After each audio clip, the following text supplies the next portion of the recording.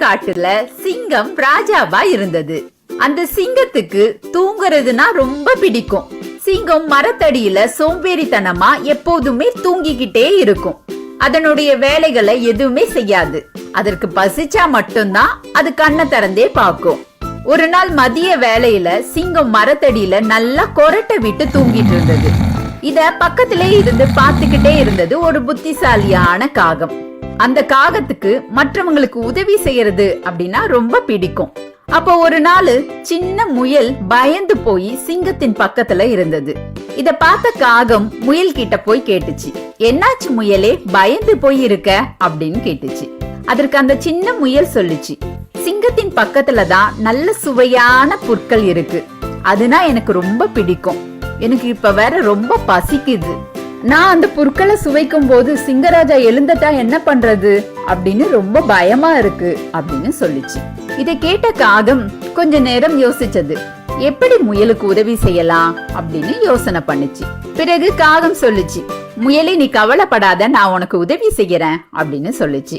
அந்த காகம் என்ன பண்ணுச்சு தெரியுமா? சிங்கத்தின் பக்கத்துல போய் கா கா கா அப்படின்னு வேகமா கரைஞ்சது.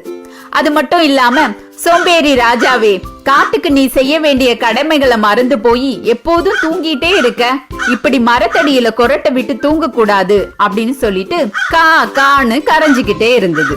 சிங்கம் மெதுவா கண்ணை திறந்து பார்த்து, காகமே தள்ளிப்போ, நான் ஓய்வெடுக்க கூடிய நேரம் இது அப்படின்னு சொல்லிச்சு. ஆனா காகம் சிங்கத்தின் பேச்ச கேட்கவே இல்லை. கா கான்னு கரைஞ்சுகிட்டே இருந்தது. சிங்கத்துக்கு கோபம் வந்துடுச்சு. கர்ஜனை பண்ணி காகத்தை துரத்த ஆரம்பிச்சது. காகமும் அந்த புல்வெளிய கடந்து பறந்து ரொம்ப தூரமா போச்சு. சிங்கமும் காகத்தை துரத்திக்கிட்டே அந்த புல்வெளிய கடந்து போயிடுச்சு. பிறகு அந்த முயல் ரொம்ப மகிழ்ச்சியா அந்த புற்களை எல்லாம் பசியார சாப்பிட்டது.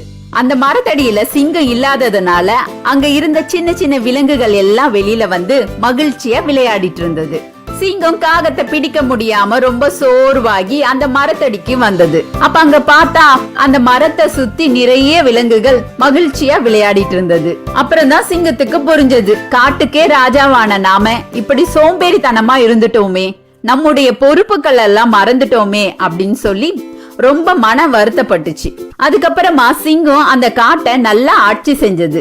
அந்த காட்டுல உள்ள விலங்குகளினுடைய பிரச்சனைகள் எல்லாம் தீர்த்து அந்த காட்டுக்கு இப்ப நல்ல ராஜாவா மாறிடுச்சு. எல்லா விலங்குகளுக்கும் சிங்கராஜாவை பிடிக்க ஆரம்பிச்சது. அந்த காகம் முயலுக்கு மட்டும் உதவி செய்யல, சிங்கராஜாவுக்கும் அதனுடைய பொறுப்பை உணர உதவி செஞ்சது. சோம்பேறித்தனமா இருக்கவே கூடாது, சுறுசுறுப்பா இருக்கணும், அது ரொம்ப நல்லது.